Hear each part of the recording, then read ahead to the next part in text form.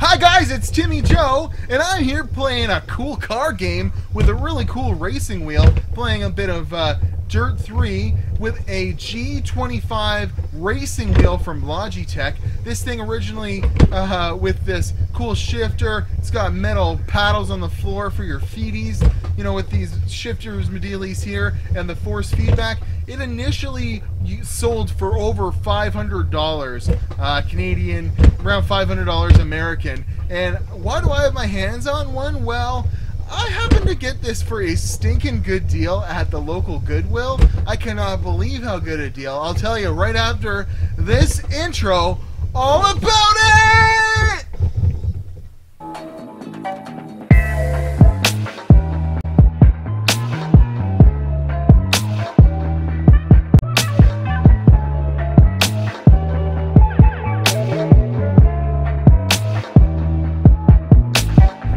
Okay, so this whole racing deal, like I say, is about $500 American in 2008. So this thing is pretty old by today's standards, but not much has changed in the racing wheel situation, and all the stuff that it has really does still apply to some of the newer racing wheels. So it's a pretty cool deal that I got this, and I never would have bought it if it was any more money than it was, but I bought it for $19.99.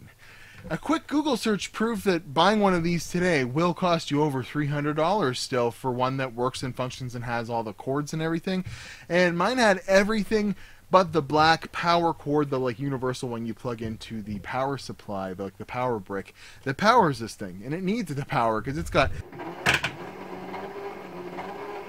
force feedback, it's got rumble, it's got the works. It has metal, you know, aluminum, brushed aluminum plates on everything. It's got a pretty hard brake pedal, a real clutch pedal. Go ahead and put that on the ground there. It's got an H, you know, full shifter, which was, I just like this stuff. This is so cool, and I know these are very expensive. So when I saw it for 20 bucks, I'm like, man, I gotta pick that up. Just give it a try. Now, I don't plan on keeping my computer set up like a racing car for very much longer, but I thought this was really cool to set up Eyefinity on the RX 480, have, you know, a big, wide, this is, you know, the full resolution that this will go, it's like 58 something by 1050, having to do with one of these monitors being a little less than 1080p. And it works amazing, and with Dirt 3, you know, being a pretty old title at this point, the RX 480 runs this at ultra graphics, you know, at this large resolution, at over 60 frames a second. It's really cool. So, I mean, how does this thing feel and how does it work? Well, the Dirt, it works very, very well. It actually needs you to use the clutch pedal if you have it set to that mode. Otherwise, it will not shift into the proper gear. It gives you force feedback. It gives you rumble. It lets you feel from either side if someone in the game is kind of hitting you. And it works amazing in Dirt. Like, I don't have the newer Dirt Rally, but in Dirt 3, this whole setup it's just designed for this type of like racing simulator kind of dealy, and I'm having a lot of fun with it.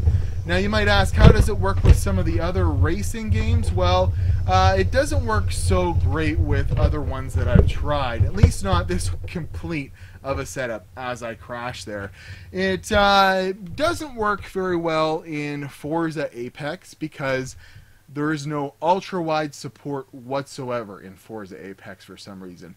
It runs at 1080p, and that is it. I'm not even sure if it'll run at any higher of a resolution than 1080p. And yeah, it won't work with Eyefinity because Eyefinity basically makes this one big display that's like 5820 something by 1050, and it doesn't show that in the options. Now, that's weird because Forza Horizon, it's whatever arcadey style brother, it does work with Eyefinity, it does work with the wheel, but wasn't having very much fun in that game. It's like playing an open world Grand Theft Auto with a wheel, and there was a lot of buttons I had to find, and because I'm looking for like to get sponsors and crap all over a map, so I'd probably much rather play that with a controller.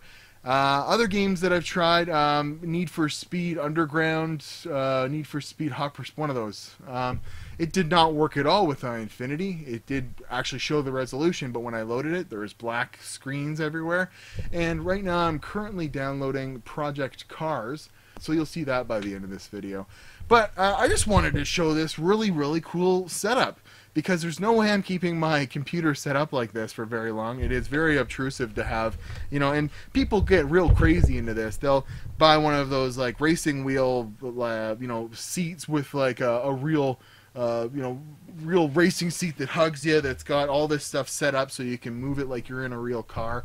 And I'm a big time car guy, and this is lots of fun for me, but I don't really find that it's, worth keeping around. I might even give this wheel away to one of you viewers if you really wanted it.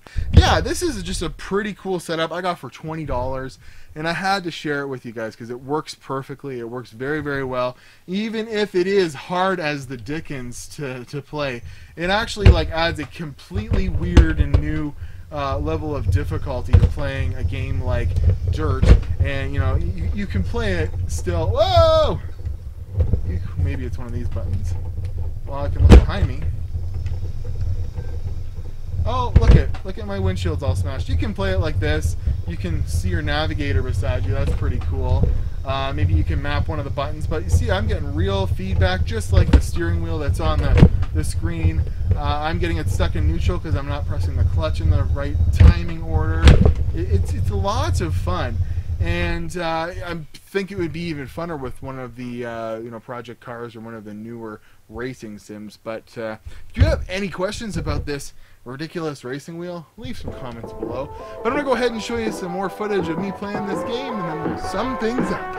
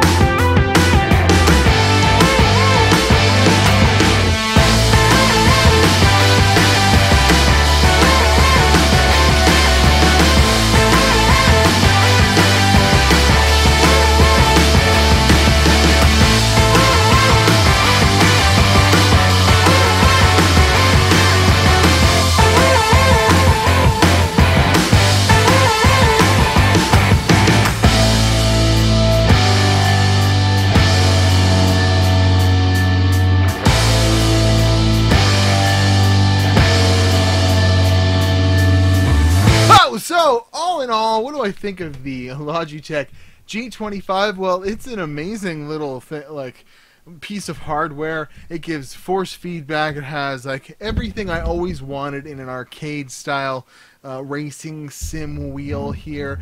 I don't think I've ever played a better experience even in an arcade, but I haven't had much experience. Like the closest thing I can say is like that Ferrari game that used to be like in movie theaters way back in the day. It was like really, like we're going back like 15 years, or maybe like Need for Speed Underground.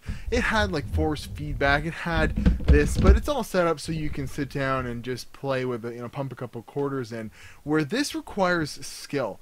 This is something that if you were really like into racing real cars, you could sit down and actually use the tools that it's giving you, the feedback, the real nature of shifting and stuff like that, to put it to good use. And especially in Dirt, it worked amazing.